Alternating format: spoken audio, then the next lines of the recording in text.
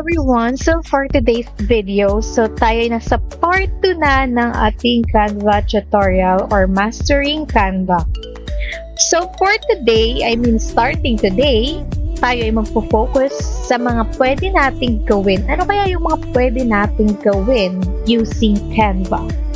So for today, magpo-focus tayo sa website. Okay? So magkagawa tayo ng sarili nating website.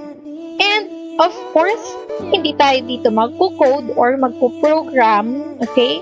So this is just a basic way on how to make a website, pero hindi siya kasing ganung level talaga nung may code and programming. Okay?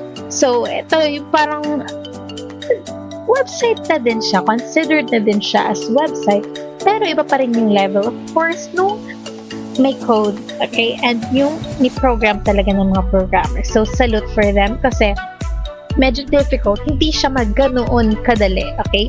So, this is just for us na mga beginners na gustong makatry on how to make a website without further knowledge about coding or programming. Okay, so ayun na nga. So since ito tinatawag natin na page, ito yung first page ng website mo, pwede kang pumili ng design here. So ayan, maraming design dyan available na pwede nyong gamitin. Sige, try natin. Halimbawa, ito gagamitin mo to. So kung i-apply mo yung lahat itong pages, ito yung pipindutin mo. Pero kung isa lang, ito lang. Isa lang. Okay? Pero kung lahat ng pages, apply for pages. Okay? Okay. So, ayan. Na-apply lahat ng pages. So, ngayon, ang gagawin natin is, of course, alisin ko siya. Pinakita ko lang sa inyo kung paano gawin, kung paano pumili ng design here sa design na available na galing sa Canva mismo. So, tatanggalin ko yung dinagdag ko from here kasi gagawa tayo from scratch, okay? So, since gagawa tayo from scratch, so hindi tayo dito pipili sa design, okay? Saan tayo pipili? Dito sa elements. Since tayo ay gagawa ng sarili nating design, so tayo ay pipili ng background and also ng text and also ng kung anong elements yung idadagdag natin dito sa website para magkaroon siya ng navigation. So, dito tayo sa elements. Ayan. So, pipili tayo. Halimbawa, birthday. So, magsa-search tayo birthday. Ayan. So, here, dito sa photos, pwede ko dito pumili ng pwede nyo gawing background, okay? So, ang pipiliin ko, like for example, this one, para simple lang siya. I know, this one, of course, pink. Yeah. And, ida-drag nyo lang siya. Ito, pwede nyo siyang i-drag here para pantay siya sa magkabilang dulo. And, ayan. Simple lang. Okay. Next is pipili tayo ng text. Okay? Pwede ka naman dito mag-search ng happy birthday and lalabas dito yung sa graphics. Ayan, may mga text dito available. Pwede nyo siyang piliin as is. Like this one, pipindutin nyo lang kung ito yung napili nyo. Ayan. Or, pwede rin na kayo mismo yung mag-insert ng text. Okay? Saan kayo pupunta kapag kayo mismo ang mag-insert ng text? Of course, here, sa text button, and add a text box. Palakihin natin muna siya para mas makita nyo. And this one is, pwede nyong i-nudge yung text. Dito lang yung control nyo. Ayan. So, happy birthday. Happy birthday. Ayan. And, pwede kayong pumili, of course, ng font. So, dito kayo pupunta. Ayan. And, sobrang daming font ang pwede nyo piliin. Ayan. And dito pwede ko dito handwriting since maganda sa happy birthday is parang yung cursive. Yeah, pwede kayo pumili dito. And kapag papalitan nyo yung color, halimbawa, yan yung napili yung font, and okay ka na, so, ang gagawin mo is pipili ka naman ng kulay na babagay sa background mo. So, since pink, so, let's try to, sige, tanggalin ko muna ito para hindi kayo maguluhan. So, pipili tayo ng pink din or any shade na babagay sa background natin. So, dito tayo pupunta. Text color. Ayan. And pwede kang pumili. Ayan. Sobrang dami. And kung gusto mo naman ng gradient colors, here sa pinakababa, ayan, gradient siya. Ayan, na-spec ko to. And, ayan, move nyo lang. Kung gusto nyo nasa taas, sa baba, sa center, sa gilid, kayong bahala. Okay, and then, kung gusto niyo naman ng mas litaw yung text ng website nyo, so dito kayo sa effects. And yan, pwede nyo siyang lagyan ng shadow, pwede nyo siyang i-lift para mas litaw siya. Splice, outline, lagyan nyo ng outline para mas maganda. Glitch, and neon. Okay? Cute din tong neon, pero hindi siya masyadong kita. So, let's try this outline. Ayan, so parang mas litaw siya, no? Hindi ako masyadong magaling sa design, okay? So, kayo na bahala mag-design. Dinedemo ko lang sa inyo yung kung paano siya gawin, okay? Okay, so, hindi ganon yung paglagay ng text. And, yun nga, pwede rin na dito ka sa elements, okay? Since may design na yung iba dyan, and yung iba may glitter, may balloon, ganyan. So, mas, depende na lang sa preference mo. So, pipili ako ng medyo simple lang. How about, okay, this one na lang ko. Again, guys, hindi ako magiling sa design, okay? Oo, pangit, diba? Okay, ito na lang tuloy. So, the next step na gagawin natin is, since meron na dito, gagawa tayo ng another page. I-preview muna natin siya. Yan. So, ganyan ang itsura niya. First page yan. So, gagawa tayo ng another page. So, pag gagawa ng another page, pindutin nyo lang yan and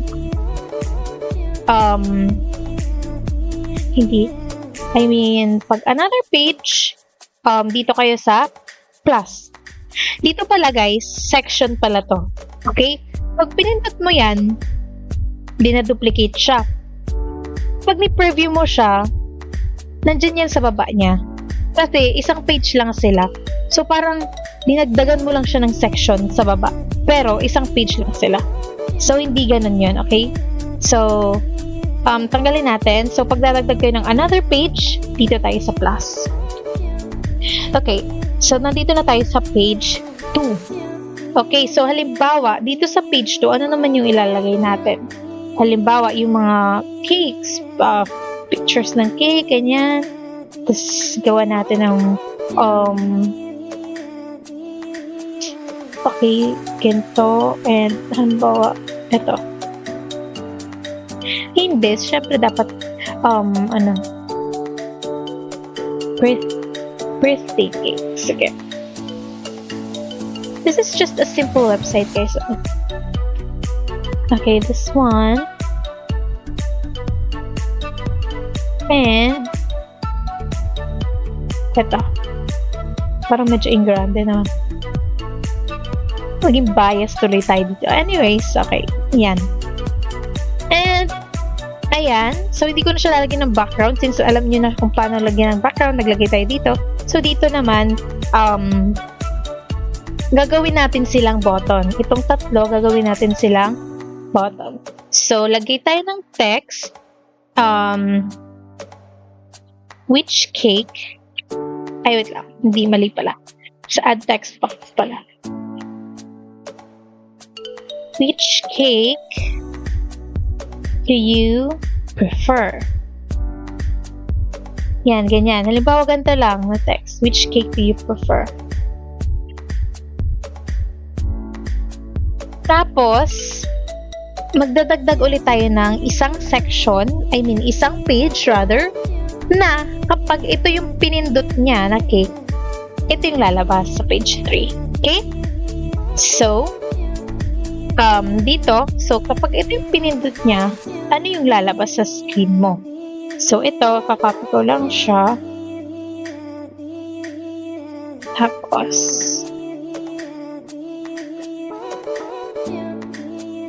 and, lalagay tayo another text. Here you go. Parang ganun lang. Simpleng lang. Again, pwede nyo palitan yung font, pwede nyo palitan yung size, pwede nyo palitan yung colors, ganyan. Depende sa inyo, guys. So, here, palitan ko siya ng medyo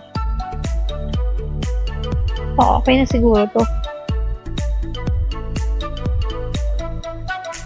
And then, kapag itong pangalawang cake naman, yung napili niya, dapat ibang page naman yung lalabas, diba?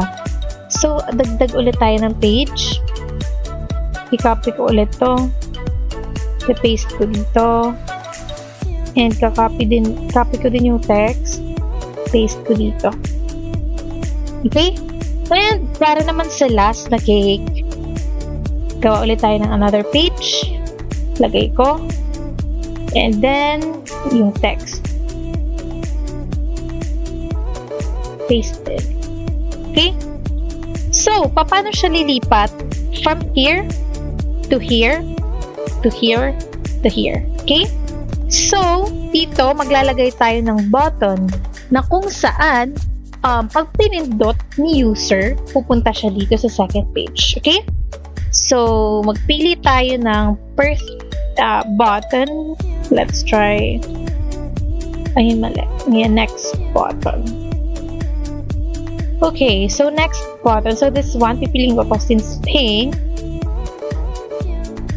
So, lagyan natin siya ng a little bit of animation para alam ni user na ito yung pipindutin. Okay? So, lagyan natin siya ng flicker effect. Ayan. And then, pakapindot nyo yan, since yun yung gagawin nating button, pindutin nyo itong 3 dots, and then scroll down, link, and pipiliin nyo yung page 2. Since kapag pinindot to, pupunta siya sa page 2. Okay? So, lagay nyo page 2, and then done. Okay, next, since nandito na siya sa page 2, kapag ito yung pinindot ni user, punta siya dito. Okay? So, ililink natin siya to page 3.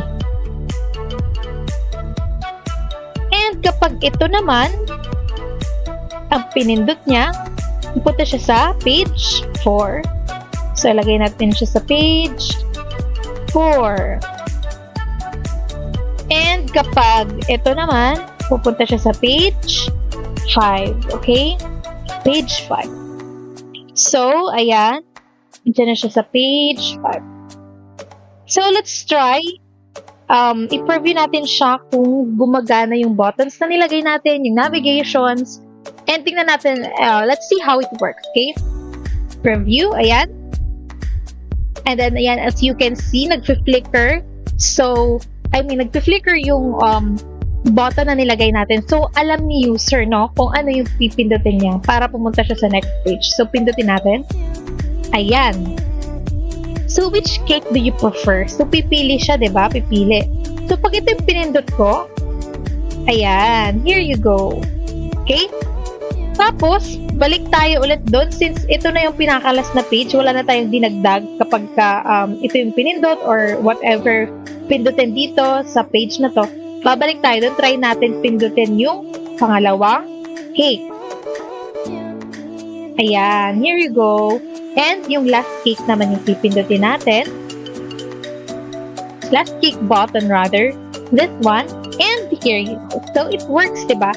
So, ganun lang kadali kung paano gumawa ng basic website. So, pwede na kayo, meron na kayong ibang way on how to greet your friends, your family, your boyfriend, your partner, your parents ng happy birthday. Hindi lang sa message, ganyan. So, puro the best pa rin yung handwritten letter and yung pagbati verbally na happy birthday to your loved ones. Okay? This is just one of so many ways on how to express our love to someone. Of course, the best during his or her birthday. Okay? And pwede nyo rin tong gawin like for anniversary, for today, Valentine's, for any occasion na.